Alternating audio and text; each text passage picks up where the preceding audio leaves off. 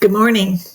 Yesterday, we looked at the idea of manifest destiny. For the next 2 days, we're going to look at different groups of people who chose to move westward in the United States, or what would become the United States, and different influences that caused them to choose to take on the tremendous amount of dangerous difficulty in getting from the eastern side of this country to the western side of the country, because it's certainly not like it was today where you could hop on a plane or get in a nice safe car. You were moving west on foot or at best by wagon train, because at this time in history, railroad did not exist either as far as a westward movement. Now that's coming, but not yet at this point. So first thing that had to happen was something called the Louisiana Purchase. The Louisiana Purchase was a purchase by the federal government or by our national government of a very, very large tract of land to the west of the Appalachian Mountains. The war is over. The American Revolutionary War is over. France pretty much has claimed that territory and had claimed it since before the American Revolution. Um, but now they've got problems at home. France does. And Napoleon kind of needs some money to fund this war that he's fighting at home. And he decides he doesn't really want to use the military to maintain that land and to try to protect it. So it would probably be better if he just sold it. And that's what he does. Now, before you think Louisiana, as in the state of Louisiana, if you've got kind of a vision in mind of what the state of Louisiana looks like, that lower boot, the state, which is down here, looks like this part. Please understand that it's not just this part. It's all this gigantic part that goes all the way up to the Canadian border. This was a huge amount of land. It almost doubled the existing size of the United States, which was this part right here. But this is the part that was purchased. So now the way is clear for people to begin to move westward. Now, there's still going to be some problems because the Spanish still basically claim this area here, and that's going to be kind of contentious a little bit later, and we'll look at that kind of bone of contention there. Again, you can always look or listen to the audio link here if you would like to do that as well. So what you're doing for this one is you're answering 5 questions just in a text box, label A, and then put your answer to the question, why did the United States need more territory in the early 1800s? And that's coming from that Louisiana Purchase article. All right, and then we're going to look at a time when a group of people move west, but not because they wanted to.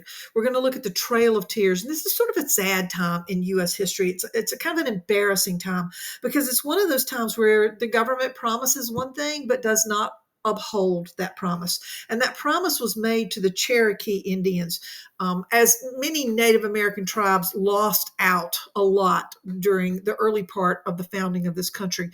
And the Cherokee Indians sort of strikes close to home because there's still a large group of them in Western North Carolina.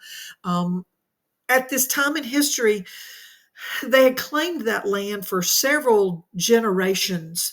And it's not just Western North Carolina, it's the upper part of Georgia, moves up a little bit into the western area of Virginia. So it's a very large territory that they had claimed as theirs for just centuries. And they were promised by the federal government that that was their homeland. They could keep that land. However, gold is discovered in part of their land. And that makes the federal government say, well, maybe we want to move those Native Americans so that people can get that gold out of there. And we're going to move them. We're going to move the Native Americans. And where they chose to move them to was the state of Oklahoma, which is several states. It was a territory at the time, but it was several states over, and nothing like the native environment that these people had lived in. And they were very, very unhappy. And they kept saying to President Andrew Jackson, you promised that we could stay here, and this is our homeland, and our ancestors are buried here. But he used the military to force them to leave. Some did escape, and they escaped into the mountains. And some later, sometimes many generations later, came back to Western North Carolina. But for the most part, a large, large number of Cherokee were moved westward. And it's called the Trail of Tears because they made them walk from Western North Carolina to Oklahoma. And it was during the winter, and they were herded westward by soldiers. And there wasn't much time to stop if you were sick. I mean, they buried people along the way, and it was just a really harsh, harsh journey.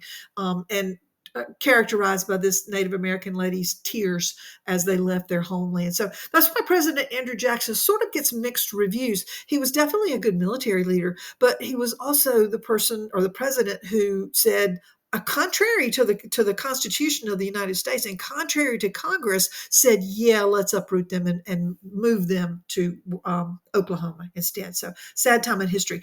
I'd like for you to read this page, and it's the same type of reading that you had in the previous lesson. And again, you can listen to it here, just so you'll have the background on it.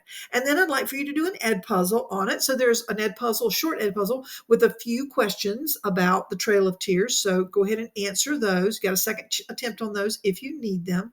And then last, we're going to look at the beginning of non-Native Americans moving westward. And what would it take to convince you to take on this danger of moving westward? What would attract you? Would it be land? Would it be just adventure? Would it be the opportunity to be a cowboy eventually out in the Midwest? Or what is it that would attract you? So you're going to go to the Ducksters website on westward expansion here.